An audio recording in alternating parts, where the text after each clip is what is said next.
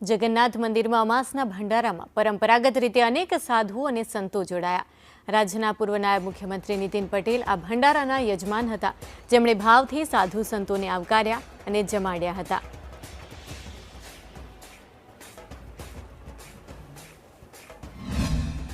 આપણા અમદાવાદની પ્રસિદ્ધ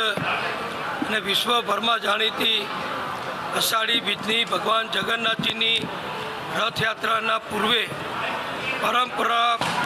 પ્રમાણે રિવાજ પ્રમાણે આગલા દિવસોમાં ભંડારાનું આયોજન કરવામાં આવે છે અને આખા ભારતમાંથી જે પૂજ્ય સાધુ સંત શ્રીઓ પધાર્યા હોય એ બધાને અહીંયા ભોજન આપી અને એમનું વસ્ત્રદાન દ્વારા અને રકમ આપીને સન્માન કરવામાં આવે છે। આજે લગભગ 22,000 કરતાં વધુ ભક્તો અહીંયા પ્રસાદ ગ્રહણ કરશે અને આ બધાને જેમાં સાધુ સંતો પધાર્યા છે એમને વસ્ત્રદાન કરવાનું અને સાથે સાથે એમને ભેટ પણ આપવાનું કામ અત્યારે